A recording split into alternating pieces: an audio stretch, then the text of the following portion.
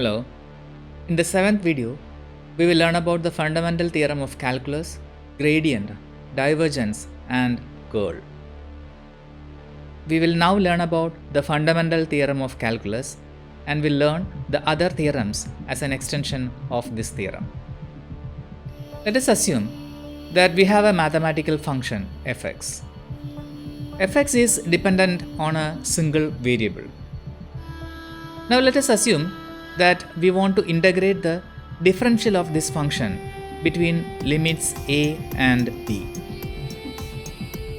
That is, we want to calculate integral a to b df divided by dx times dx. When we calculate this, the result turns out to be fb minus fa. That is, the difference of the value of the function at the endpoints. Accordingly, the fundamental theorem of calculus states that the integral of the differential of a function bounded in some region is equal to the difference of the value of that function at the endpoints. How do we geometrically interpret the result? For that, let us divide that function between a and b into small sections.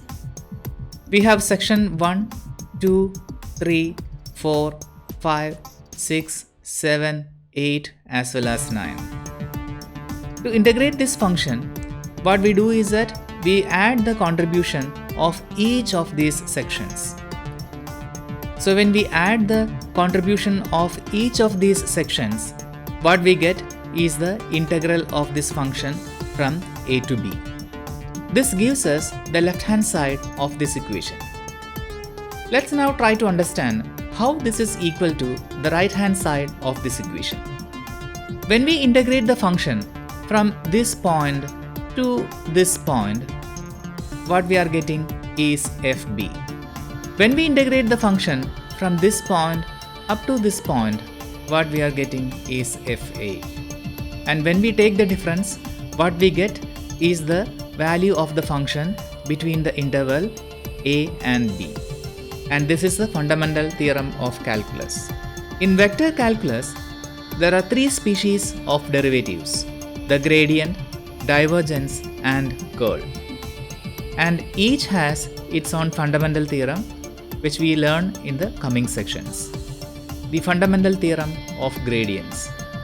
Suppose that we have a scalar function of three variables, that is t, x, y, and z. Assume that we start from point A, then move towards point B. Let's now divide the trajectory into small sections of length dl1. In traveling a distance dl1, the function changes as dt. In one of the previous discussions, we have seen that this is equal to dou t divided by dou x times dx plus dou t divided by dou y times dy plus dou t divided by dou z times dz, which can be written as a dot product as dou t divided by dou x times x hat plus dou t divided by dou y times y hat plus dou t divided by dou z times z hat dot dx x hat plus dy y hat plus dz z hat. This is equal to the gradient of t dot line element dl.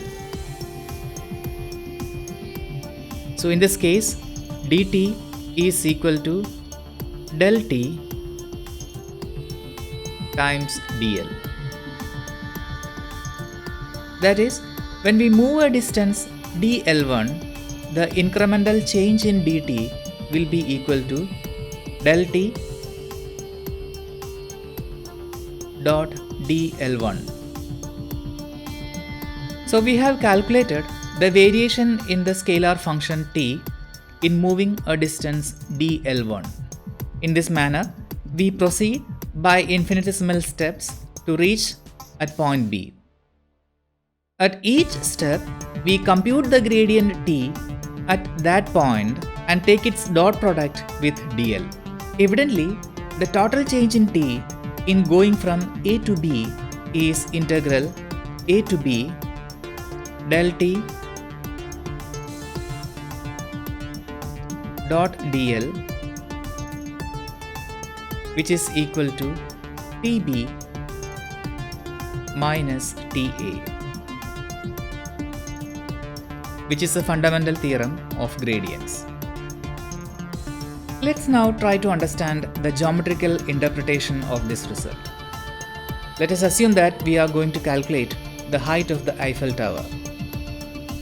This can be done either by climbing the stairs and measuring the rise of each step and add them all up as in the left hand side of this equation.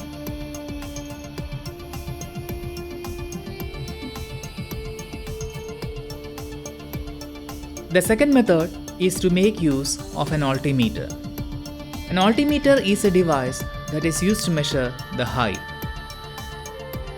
First, place the altimeter at the bottom of the Eiffel Tower and take the reading, and then take the altimeter to the top and subtract the two readings, which is going to give you the right hand side of this equation. There are two corollaries for this theorem. The line integral generally depends on the path from A to B, but the right hand side of the equation makes no reference to the path. It refers only to the endpoints. That means that the gradients have a special property that their line integral are path independent. If we are considering a closed path, then in that case, this line integral will be equal to 0. This is because the beginning and end points are identical and tb minus ta is equal to 0. To make our understanding on the fundamental theorem of gradients firm, let's try to solve this problem. Check the fundamental theorem of gradients using the scalar function t equal to x square plus 4xy plus 2y z cube. The points a equal to 0, 0, 0, b equal to 1, 1, 1, and there are three paths.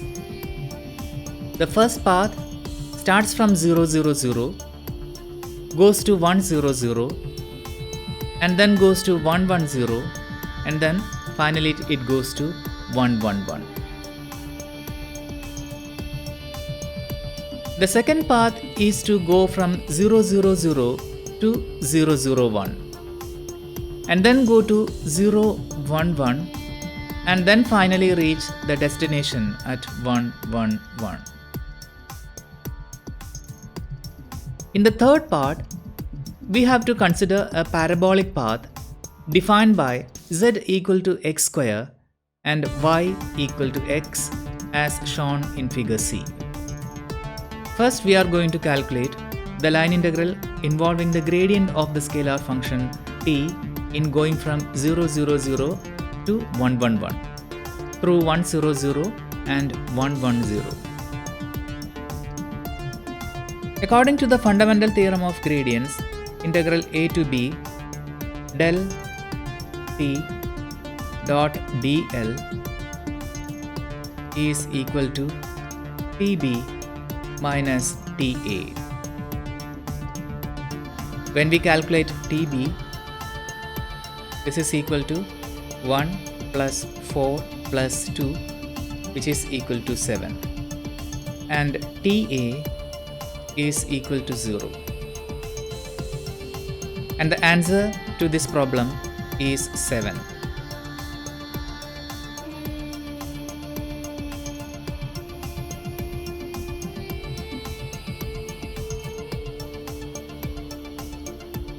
So we have proved this result using the right hand side of this equation. We will now show how to get the same result when we start from the left hand side of this equation. We have the gradient of t as equal to x hat dou by dou x plus y hat dou by dou y plus z hat dou by dou z of x square plus 4xy plus 2yz cube. This is equal to x hat 2x plus 4y plus y hat 4x plus 2z cube plus z hat 6yz square. Let's now take the dot product of the gradient with the line element dl. This is equal to the first term dot dx x hat plus dy y hat plus dz z hat. So this will be equal to 2x plus 4y times dx plus 4x plus 2z cube times dy plus 6y z square times dz. Let's call this by equation 1 since we will be using this equation for the three cases. To solve part A, we will consider the first path as from 0, 0, 0 to 1, 0, 0 and then from 1, 0, 0 to 1, 1, 0, that is the second path, and the third path is from 1, 1, 0 to 1, 1, 1. So our segment 1 is path 1, and in this case we can see that x varies from 0 to 1. There is no variation for y as well as z, and that is equal to dy which is equal to dz, and that is equal to 0. When we calculate integral of del t dot dl, this will be equal to integral 0 to 1 2 times x dx, because y and z is equal to 0, dy and dz is equal to 0, and therefore this is equal to x square within the limits 0 to 1, which is equal to 1. For segment 2, that is path 2, y changes from 0 to 1 and x is equal to 1, z is equal to 0, which gives us dx and dz as equal to 0. Therefore, integral gradient of t dot dl is equal to integral 0 to 1 4x plus 2z cube dy, which is equal to integral 0 to 1, since x is equal to 1, z is equal to 0, this is 4 times 1 dy, which is equal to integral 0 to 1 4 times dy, which is equal to 4 times 1, that is equal to 4. For segment 3, z changes from 0 to 1. The value of x is equal to 1 and the value of y equal to 1 and dx equal to dy, which is equal to 0.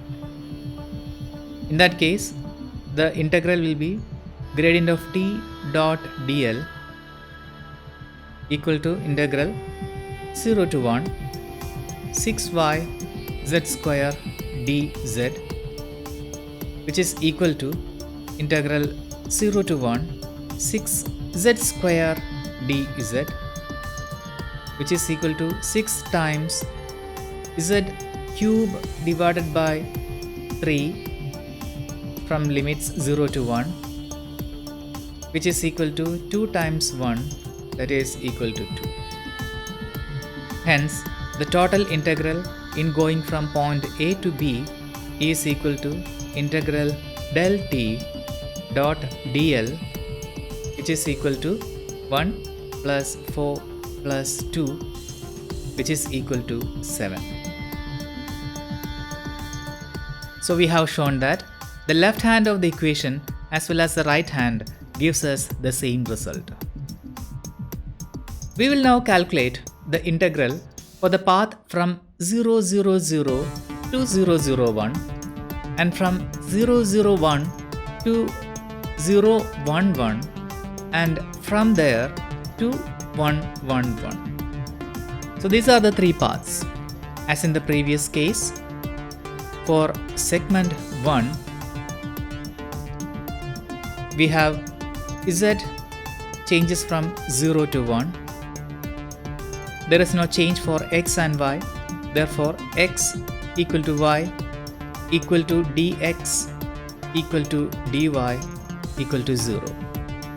Therefore, integral gradient of t dot dl is equal to integral 0 to 1 6y z square dz, that is integral 0 to 1 6 times 0 times z square dz, which is equal to 0.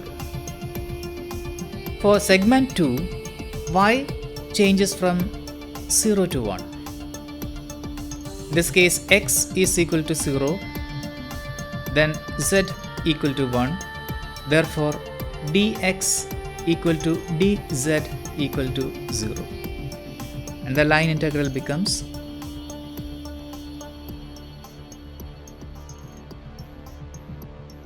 integral 0 to 1 4x plus 2z cube times dy, which is equal to integral 0 to 1 4 times 0 plus 2 times 1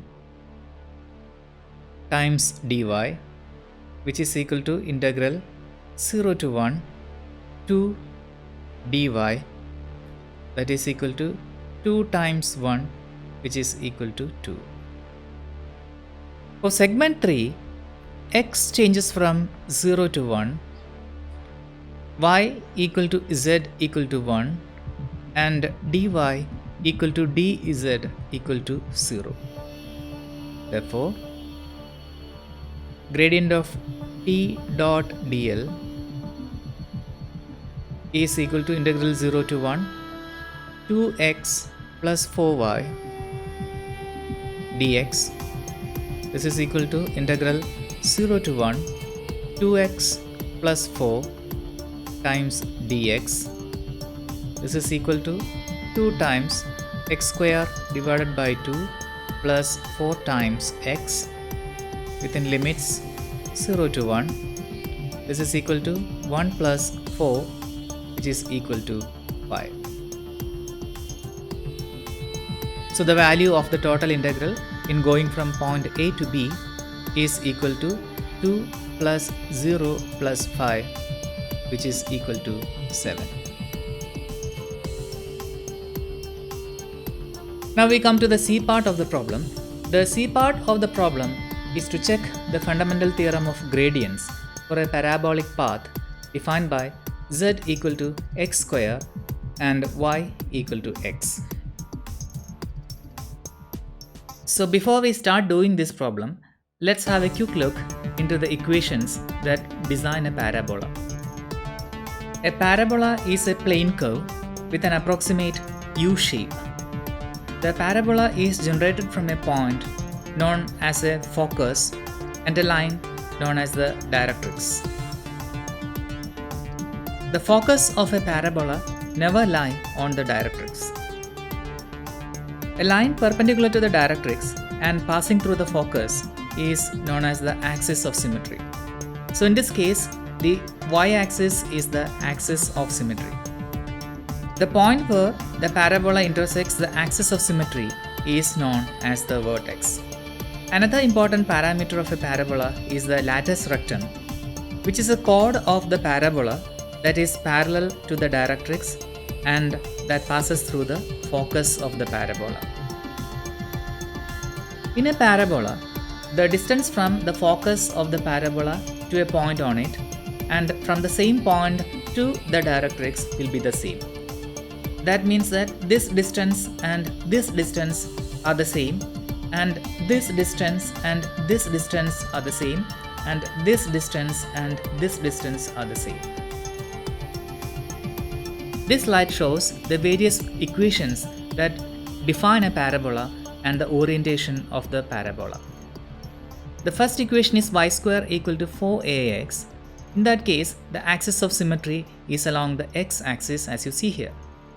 The focus of the parabola is a0, length of the latus rectum is 4 times a, and the equation of the directrix is x equal to minus a, and equation of the axis is y equal to 0. In the case y square equal to minus 4ax, the axis of symmetry is along the negative x-axis. The focus is negative a0, length of the latus rectum is 4 times a, equation of the directrix is x equal to a, and the equation of the axis is y equal to 0. For the parabola that is defined by x square equal to 4ay, the axis of symmetry is along the y-axis, the focus is 0a, length of the latus rectum is 4 times a, and the equation of the directrix is y equal to minus a, and the equation of the axis is x equal to 0.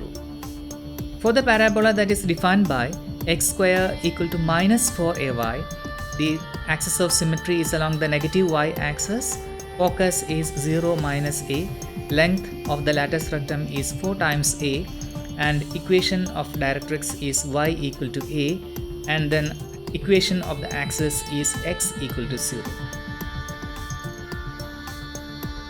We'll now come back to our problem. The problem is to check the fundamental theorem of gradients for the parabolic path defined by z equal to x square and y equal to x. Now let us try to draw the shape of the parabolic path that is defined by z equal to x square.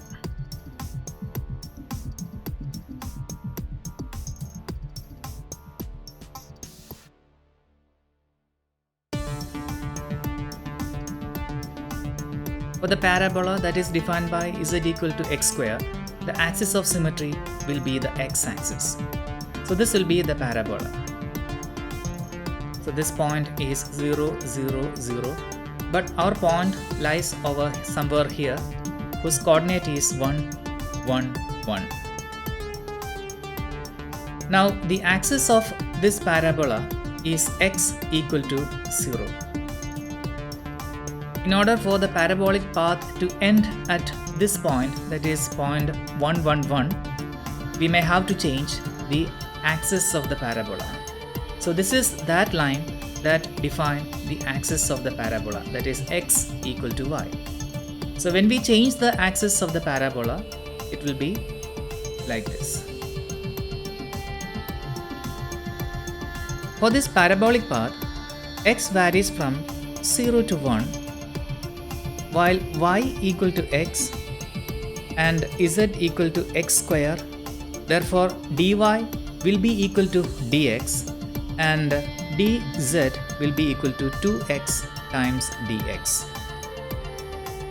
We'll try to calculate the gradient of t dot dl.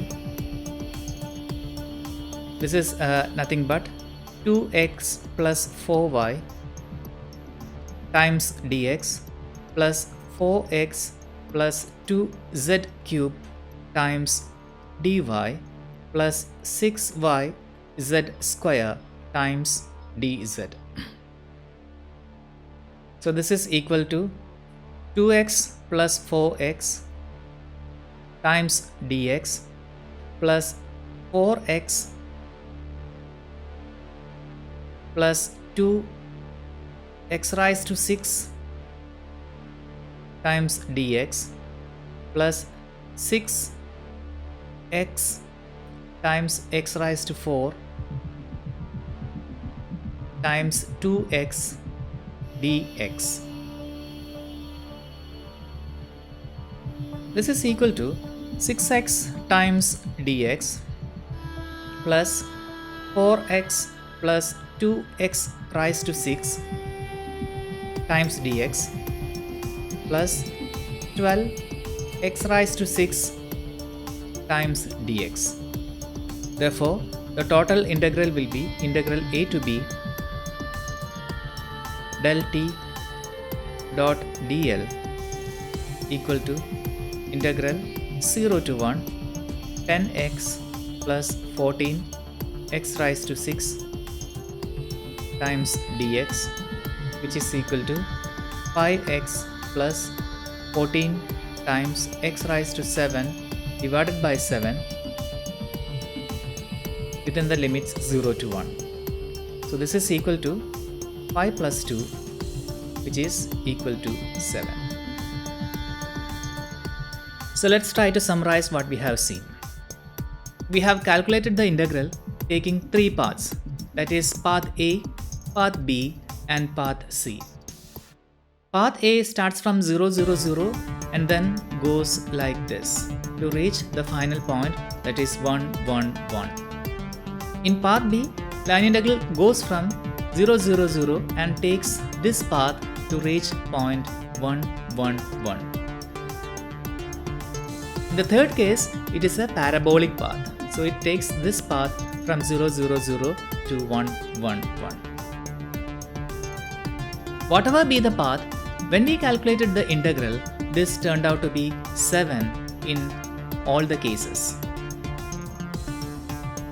So this means that the line integral of the gradient of a scalar function depends only on the value of that function at the initial and final point. The fundamental theorem of divergence. The fundamental theorem of divergence states that integral v del dot v d tau equal to surface integral v dot dA. This theorem is also known as the Gauss theorem or Green's theorem or simply the divergence theorem. Like the other fundamental theorems, it says that the integral of a derivative, in this case the divergence,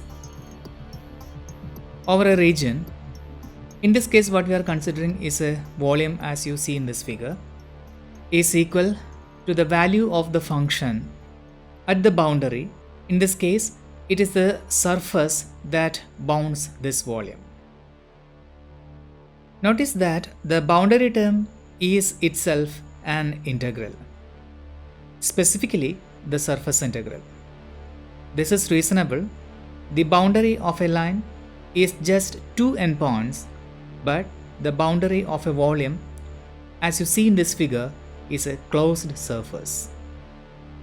Let's now try to understand the geometrical interpretation of this equation. For that, let us consider a faucet from which water is sprayed out. Let us assume that we have enclosed this inside an incompressible fluid. If V represents the water that is sprayed out from the faucet, then the flux of V is the total amount of fluid passing out through the surface per unit time. And this is the right hand side of this equation. Now the divergence measures the spreading out of the vectors from a point. A place of high divergence will be like a faucet pouring out liquid. If we have a bunch of faucets in a region filled with incompressible fluid, an equal amount of liquid will be forced out through the boundaries of that region.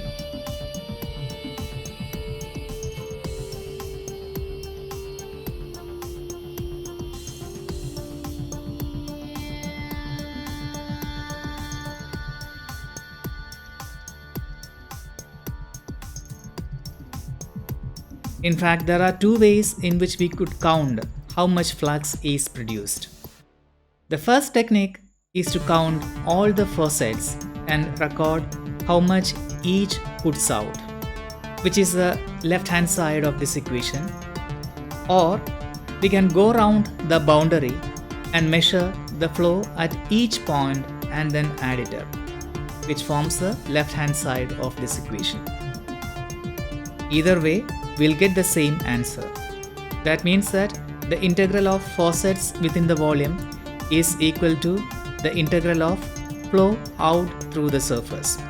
This is what the divergence theorem in integral form says. To have a good understanding of the divergence theorem, let's try to solve this problem.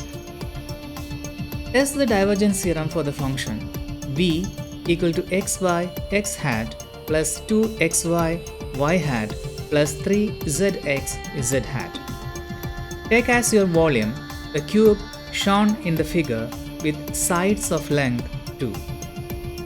According to the divergence theorem, we have the volume integral of the divergence of the vector field v d tau is equal to the surface integral of v dot dA. We'll prove the left hand side and right hand side separately. So we'll start from the left hand side.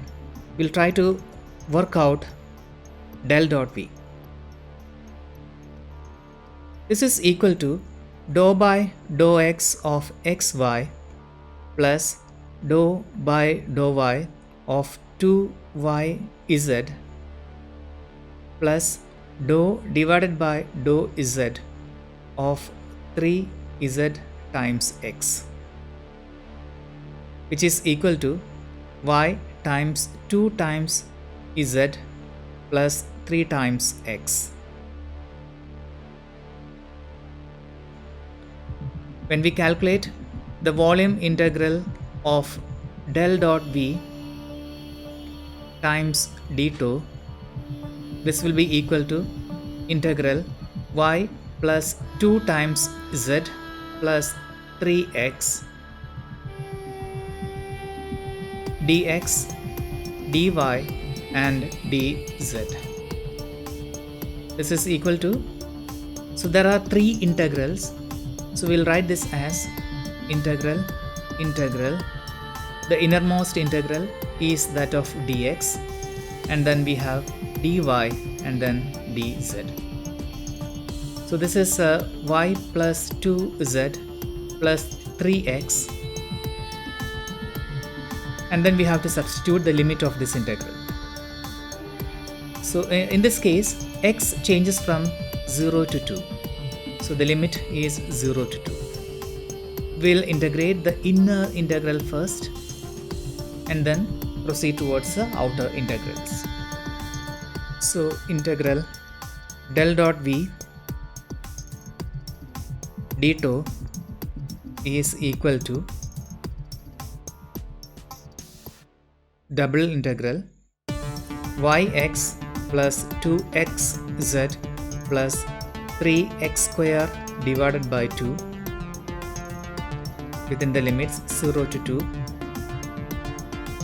dy dz. So this is equal to double integral 2y plus 4z plus 6 times dy times dz. So this is equal to integral.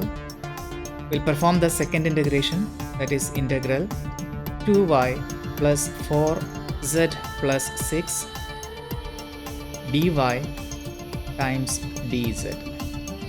So in this case, the limit is from 0 to 2 again. So when we do that, this is integral 2y square divided by 2 plus 4yz plus 6y within the limits 0 to 2 dz. This is equal to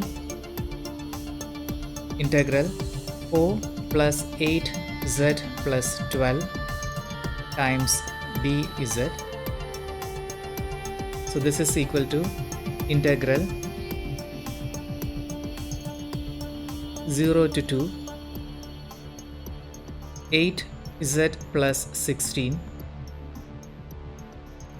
dz, which is equal to 8z square divided by 2 plus 16z within the limit 0 to 2. This is equal to 16 plus 32, which is equal to 48. So this is the left hand side of this equation. And now we'll proceed from the right hand side and prove that it also gives the same result. So for that, let us consider phase 1. So what you see here in yellow is a phase 1, and this arrow indicates the direction of dA. So for phase 1, dA can be written as dy dz times x hat, where x hat is the direction of the unit vector. This is dy and this is dz. And we also know that x is equal to 2. Therefore, integral v dot dA is equal to double integral xy dy dz, which is equal to double integral 2y dy dz. So this is equal to integral 2y square divided by 2 within the limits 0 to 2 dz. So this is equal to 4z within the limits 0 to 2, that is equal to 4 multiplied by 2, which is equal to 8. So from phase 1, we get the value of the outward flux as 8. Let's now consider the second phase. So what you see here in yellow is the second phase, and in this case the x is negative. For the second phase, we have dA is equal to dy dz times negative x hat. This is equal to negative of dy dz times x hat, and x is equal to 0 because this is the origin. Therefore, integral v dot dA is equal to double integral xy negative of dy dz, which is equal to negative of double integral 0 times y dy dz, which is equal to 0. That means that the net outward flux from phase 2 is 0. We'll now move on to phase 3. In this case, the area vector is pointed along the positive y direction. So for phase 3, dA is equal to dx dz y hat, and we also have y as equal to 2. Therefore, integral v dot dA is equal to double integral 2y z dx dz. So this is equal to double integral 4 times z dx dz. So this is equal to integral 4zx within the limit 0 to 2 times dz. This is equal to integral 8z dz. So that is again equal to 8z square divided by 2 from 0 to 2, which is equal to 4 times 4, that is equal to 16. So the net outward flux from phase 3 turns out to be 16. We'll now consider phase 4, for which the unit vector is negative of y. So for phase 4, we have dA is equal to dx dz times negative of y, and we also have y as equal to 0. So this indicates that integral v dot dA is equal to 0. For phase 5, the area vector is along the direction plus z hat. Therefore, dA is equal to dx dy z hat, and we also have z as equal to 2. Therefore, integral v dot dA is equal to double integral 3z times x dx dy. This is equal to double integral 6x dx dy. So this is equal to integral 6x square divided by 2 between the limits 0 to 2 dy. This is equal to integral 3 times 4 dy. This is equal to 12 times y square divided by 2 within the limits 0 to 2. So this is equal to 6 times 4, which is equal to 24. We'll now calculate the outward flux for phase 6, for which the unit vector is along the negative z direction. So for phase 6, we have dA as equal to dx dy and negative of z hat and z equal to 0. Therefore, the outward flux is v dot dA is equal to 0. When we calculate the total outward flux, this will be integral v dot dA and then the contribution from each phase, that is 8 plus 16 plus 24, which turns out to be 48. So in this problem, what we have done is that we have proceeded from the left hand side of the equation and then from the right hand side of the equation to arrive at the same result. The fundamental theorem of curl. The fundamental theorem of curl also goes by the name the Stokes theorem. Mathematically, it states that the surface integral of del cross v dot dA equal to the line integral over a patch v dot dl.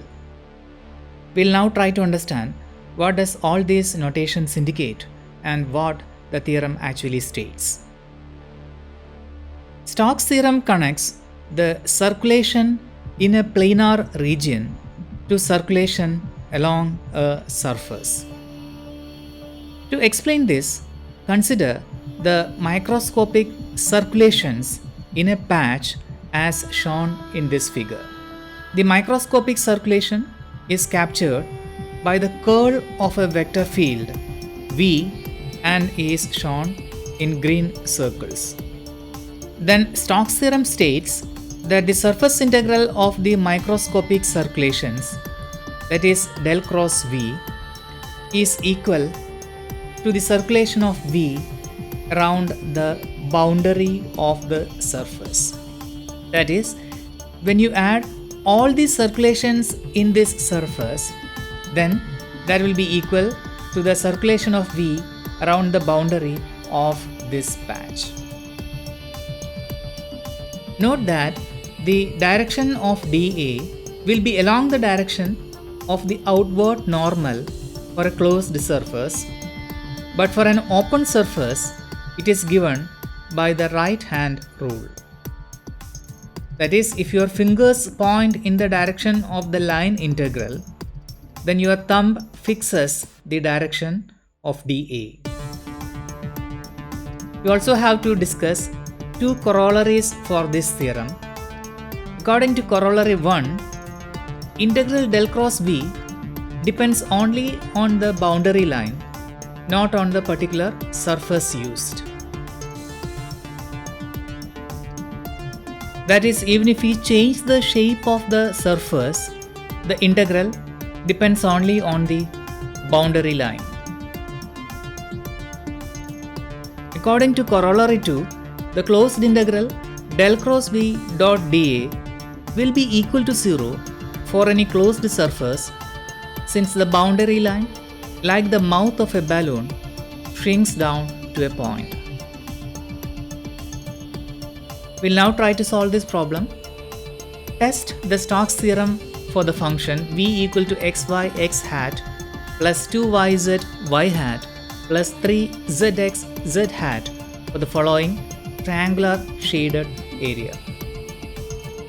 So in this case we are given the circulation, so which is in this particular direction.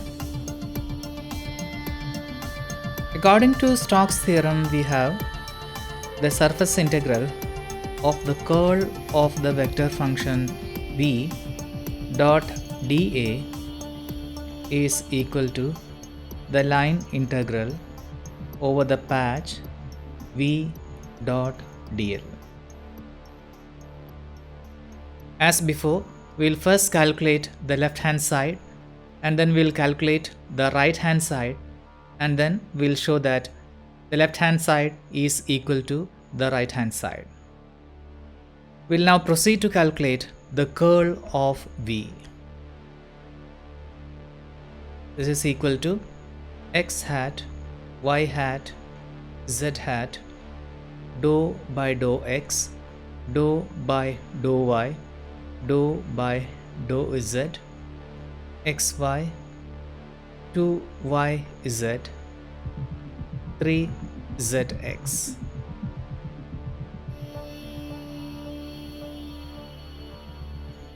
This is equal to x hat 0 minus 2y minus y hat 3z minus 0 plus z hat 0 minus x. This is equal to minus 2y x hat minus 3z y hat minus x z hat. And the area vector dA is equal to dy dz x hat, as the path integral is to round counterclockwise. Therefore, del cross v dot dA is equal to minus 2y dy times dz. Therefore, integral del cross v dA is equal to integral minus 2y dy times dz.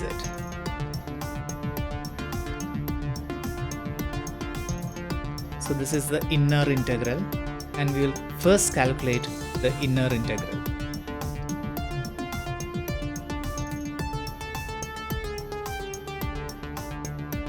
But before we proceed, we have to calculate the limit of the integration. We know that y starts from 0 and the maximum value of y is 2. But we cannot feed y equal to 2 in the integral. We'll be integrating all these sections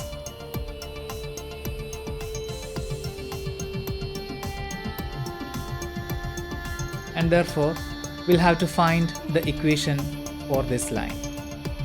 So the equation for this line is z equal to my plus c, where m is the slope and c is the intercept.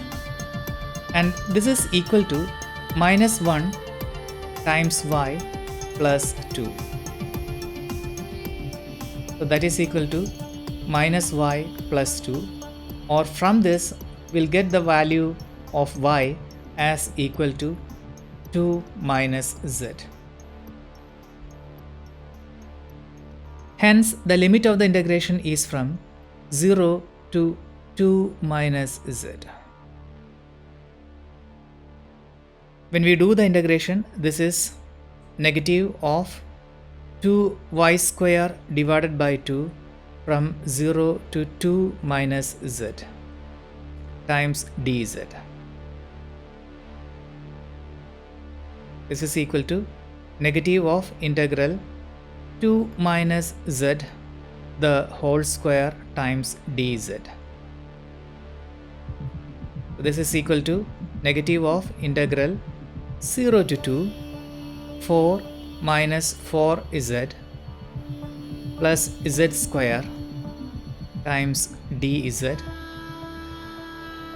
So this is equal to negative of 4z minus 4z square divided by 2 plus z cube divided by 3 within the limit 0 to 2. So this is equal to negative of 8 minus 8 plus 8 divided by 3, which is equal to negative of 8 divided by 3.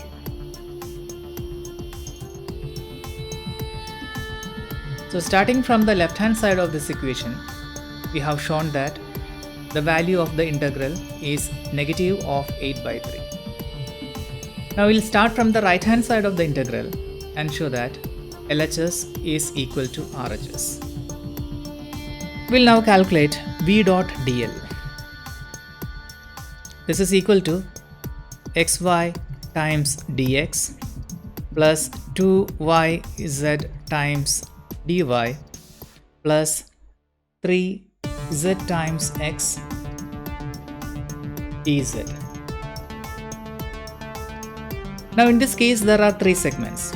So this is first segment, this one is the second segment, and this one is the third segment.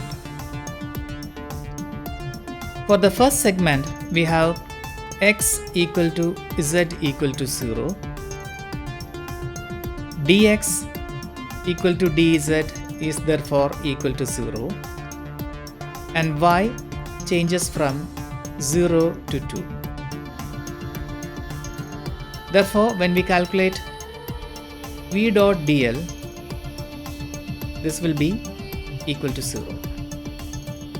For path 2, we have x equal to 0. The value of z is 2 minus y, and therefore dx equal to 0, dz equal to negative of dy. And we know that the value of y changes from 2 to 0. Therefore, v dot dl will be equal to 2yz dy. Therefore, integral of v dot dl is integral of 2yz dy from 2 to 0.